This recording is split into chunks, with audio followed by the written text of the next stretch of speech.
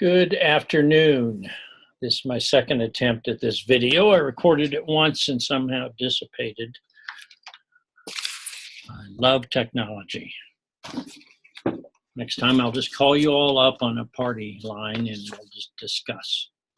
Okay, I'm kind of calmed down now, this is our first video and I'm going to be a little quicker because I have another one to do. But I wanted to talk again about what is multicultural education, sometimes with the word multi removed from it, and even the word culture. I don't know what we could call it, but sometimes the terms, I call it nomenclature, what you call things, that can cause more problems than just teaching the way you need to teach. I believe that there are some important things that Banks says in the first chapter. You'll notice on page 19 he has this section on the 4 different levels of integration of ethnic content. He uses the word ethnic, and that's another word. Usually people say ethnic, and a person in the majority group, whatever that is, that's other people. Kind of like a variation of Sartre's statement that hell is other people, that people think ethnic is other people, when in fact ethnic is everyone, and it's just another word that sometimes causes more grief than it's worth.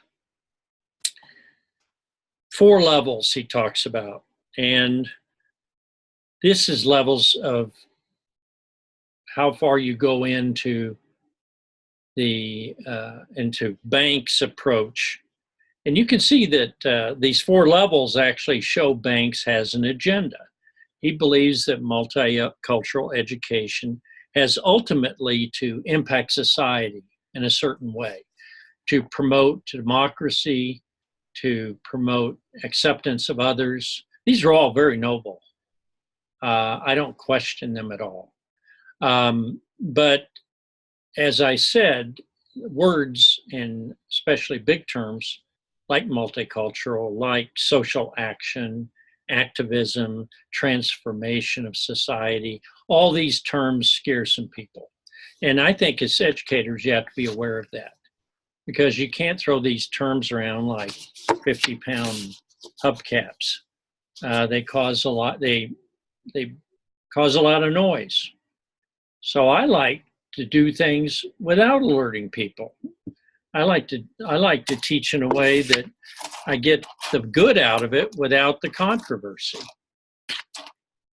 So my approach would be to be knowledgeable of these 4 approaches and realize what you're doing when you use them, but think carefully about what Banks wants here, because he has an agenda.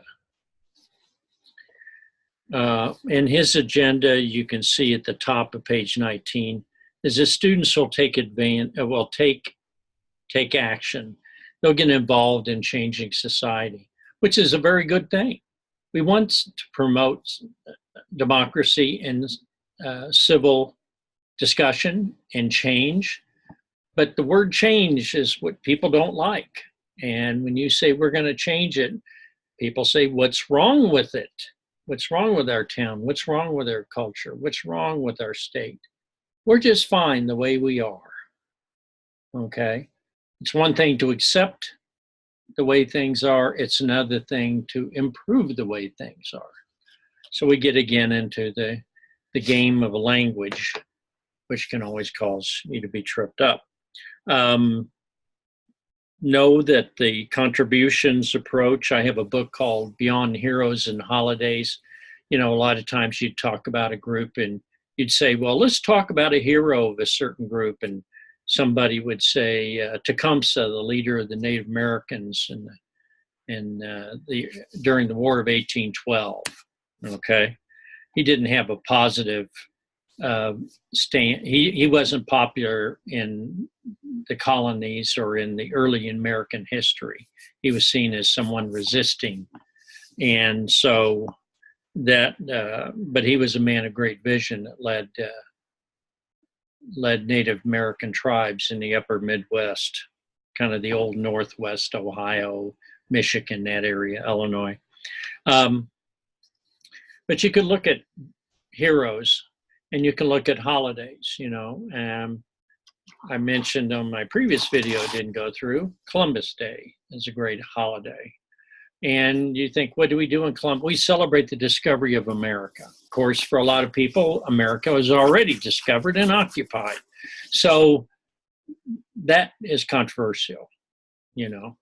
Someone discovers your home and says, I'm going to live here. And you say, I'm already here. It's been discovered. So there you have an issue. You have a conflict. How do you deal with that conflict? Well, you deal with it authentically. What does that mean? Well, you tell the stories of what happened. You don't make it a golden discovery where everyone was happy that Columbus arrived with a Spanish flag and started trying to convert people. And unfortunately, even without direct action, literally biologically, disease caused massive deaths among Native Americans. So you have the situation that was a great tragedy. It wasn't a celebration at all. And of course, Columbus Day gets complicated because Columbus is rumored to be Italian. Now, what's interesting is there's some questions I've read about whether he's really just pretending to be Italian because some of his relatives have been active in resisting the King of Spain. So they portrayed himself as Italian. That's something you can go explore. I don't know. But it just adds another mystery to the great mystery, I guess. So we have contributions. What did they give us? They give us, sometimes people do Thanksgiving. They say Native Americans give us corn and pumpkin, squash, games, lacrosse, things like that. Some types of ball games. However impactful they were, I don't know. Some of them more so. But what really happened? And then you can kind of get into that more as the kids mature and you're able to bring in more of the grittiness of history instead of the positiveness of history. I think that's something where the skill of managing multicultural is very important. Additive approach, level 2. You don't change things too much, but you add in more information and concepts. You talk about Native American wars. You talk about, I think, what was some of the examples he gave in here?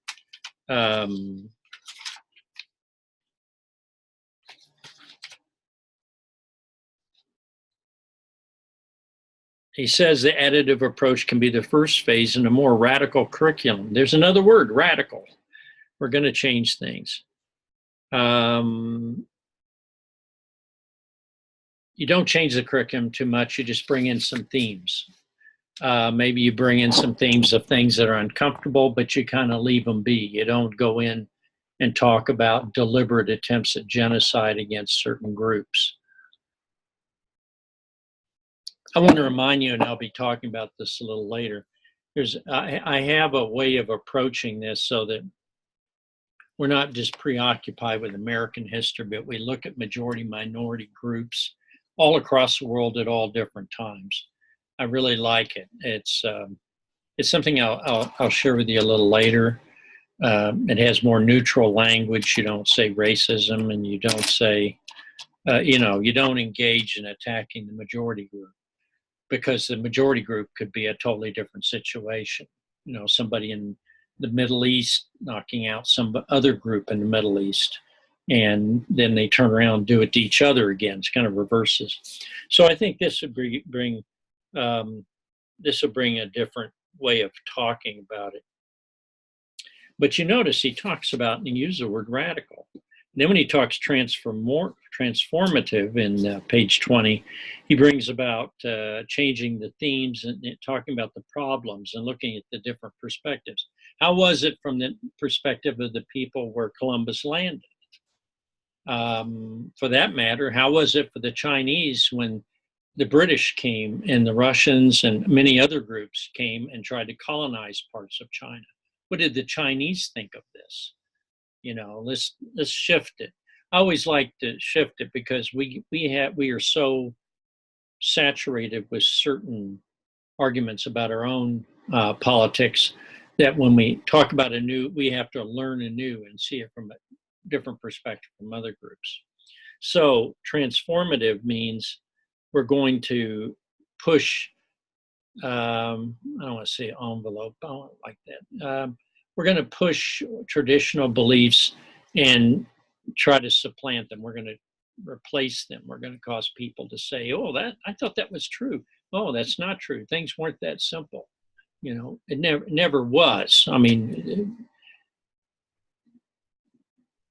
most news and newspapers and programs, they push a certain perspective and they keep pretty much consistent with that. And people grow used to it. So you don't say that, depending on where you're at, maybe nuclear power is very controversial and people are opposed to it. But then you're some other part of the country and people are very opposed, or they want to mine coal and they want to have coal as part of their local economy because they're in West Virginia and there's a lot of coal, and that's where they used to make a living traditionally. And they're proud that their ancestors are coal miners. So, depending on what the storyline is, if you go against that and you're a newspaper or if you're a teacher, then you become the person stirring the pot and causing trouble. You're the activist. Finally, when he talks about social action, he really means when you lead kids to the point to where they think on their own, they may take different viewpoints from what is traditional in their community, what their parents may think. That's where it really gets controversial. And we see that in issues, same-sex marriage, transgender students' rights. I'm giving you the most recent ones to kind of alert you. People just don't, you got to hit some of the more controversial ones, and you'll say, "Oh yeah, I know what you're talking about." If I talk about smoking and cigarettes, for a long time when I was back in the early 70s, there was a huge controversy. Is smoking really that bad? Does it cause all those problems? Well, it turns out it did. Nobody says, yeah, I recommend you take up smoking because it's good for your health and helps you relax. You can lose weight if you smoke. Nowadays, you wouldn't hear many people make that argument, but it was up and down. I remember all kinds of weird defenses of smoking. And ironically, one of them in one of my textbooks was that people that try to stop you from smoking, they're just causing trouble and dividing us and building walls between us because you have to have the walls stop the smoke. So they kind of metaphorically said, if you build a wall, you're a bad person. That's kind of ironic in terms of what's going on now. But that was really the propaganda, the argument used by the cigarette companies to try to defend smokers. The idea that someone smoking could affect your health, well, that's their right. They want to be down at the end of the bar smoking or in the bowling alley, that's fine. So, as a teacher, you're really managing expectations and helping your students. But at the same time, you keep in the other eye, like a gecko or something, you keep the other eye and you're watching to see the impact of your teaching. So you are doing a political balancing act. And I mention that because that's where you can get in the most trouble and there are issues there.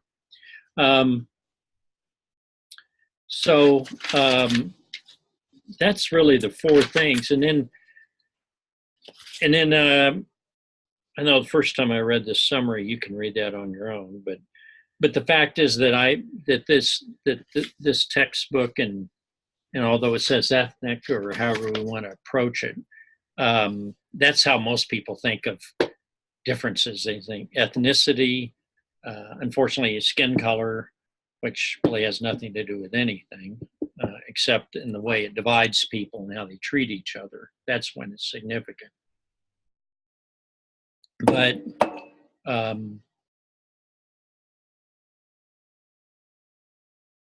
I like this book because it talks about in the back, and you'll notice it talks about everything from Cuban Americans, Filipino Americans, Puerto Rican, Mexican Americans, European ethnic groups, Africans, Native Americans. It's pretty much focused on groups in the United States as opposed to groups in general in the world. You don't see anything here about, I don't think they even have Chinese Americans at all. They have Asian Americans, but it's kind of just blended in.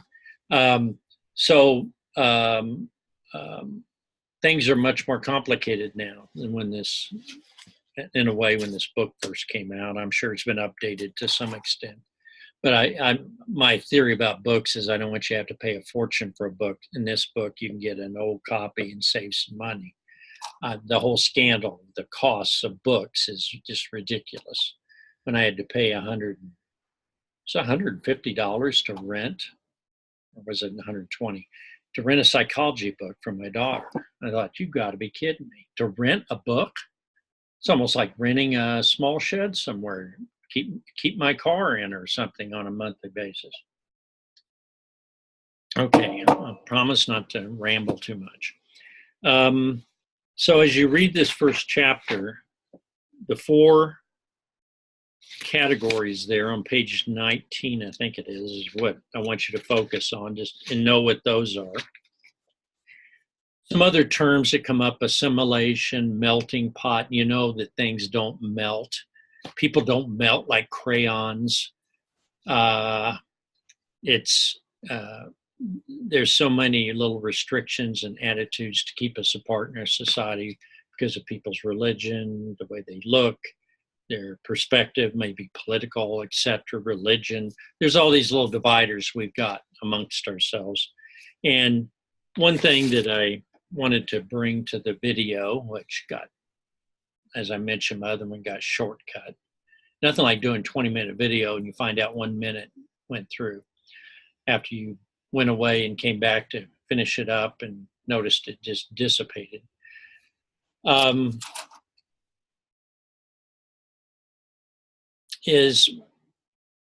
point is,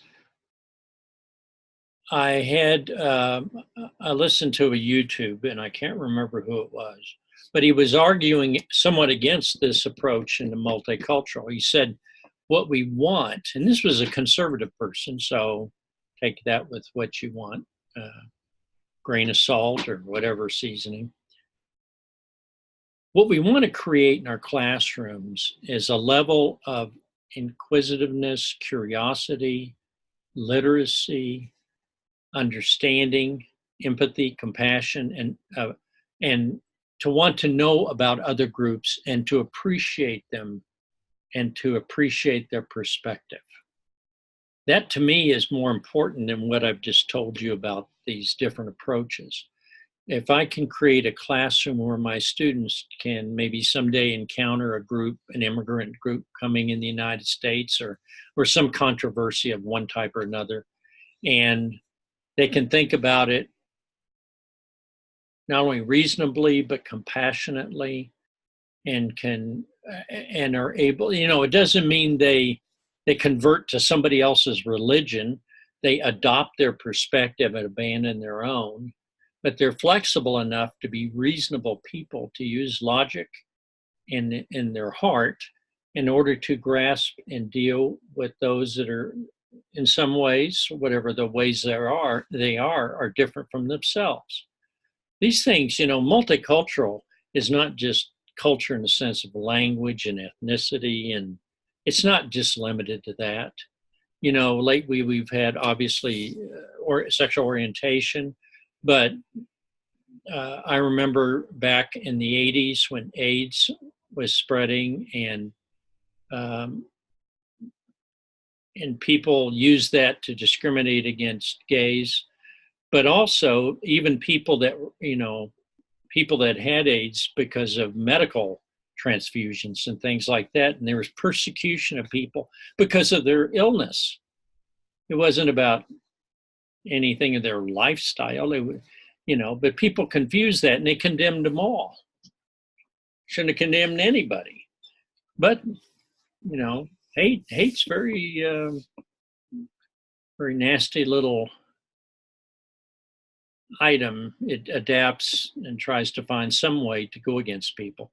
The reason I bring this up is as a poor soul young man with hemophilia, bleeding disease, Ryan White. You can look this up. He was in Indiana, I think in Kokomo, Indiana.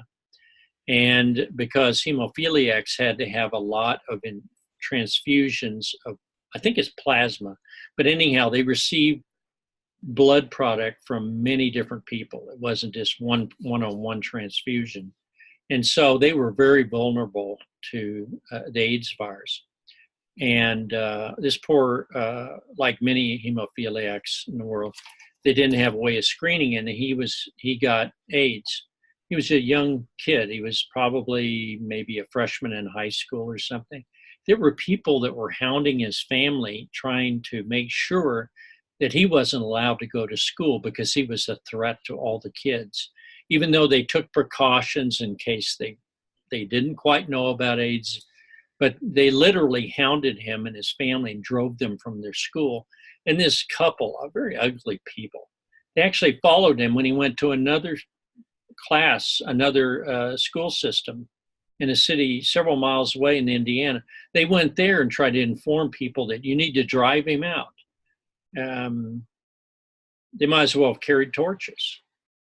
It was the most disgusting thing I think I've seen in many, many years. And it was because of an illness he had. People discriminate against you for a lot of reasons, you know, and that just bothered me. If you ever want to look up Ryan White, I remember Michael Jackson, Elton John, a lot of celebrities took up his cause and stood up for him. And so it was very, very good. But there are people that just spread all kinds of rumors. And you can look up that whole ugly decade or two and that went on. But that's just one example. A stereotype, misinformation, people suffer.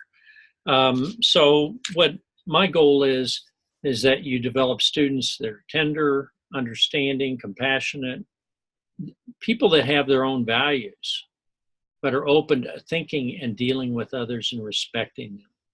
Not just civility, and definitely not just tolerating people. I cannot stand it when people say, oh, well, I can tolerate them.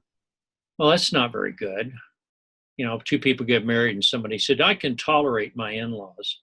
It's not a big ringing positive statement. You know the meaning of the word tolerate means I can put up with them. That's about all I can handle. Okay, now I'm going to cut this off. And I hope this video goes through. Otherwise, I'm going to throw up my hands. I may throw up. I don't know. But I hope you will be reading the first chapter.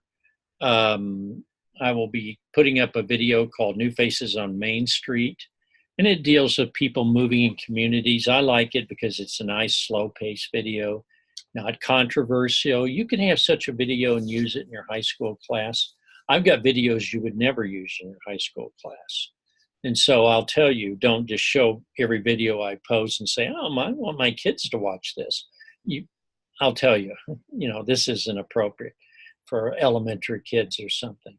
But it's controversial in its own way. It deals with immigrants coming into the upper Midwest, meatpacking plants. This is like Grand Island, Lexington, Storm Lake, Iowa, parts of Wisconsin, Minnesota, Wausau, Wisconsin.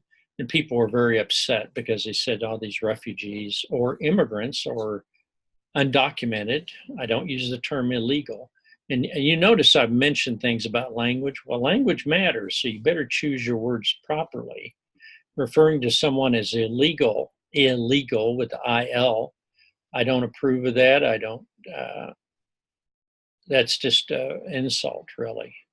And then you have people say, well, that's true, they are such and such. And I'm thinking that's, you know, and I'll give you my perspective. You know, my daughter's going to marry into a Hispanic family next year. I'm very proud of that. A wonderful young man. And I had a son that was married into a Russian family.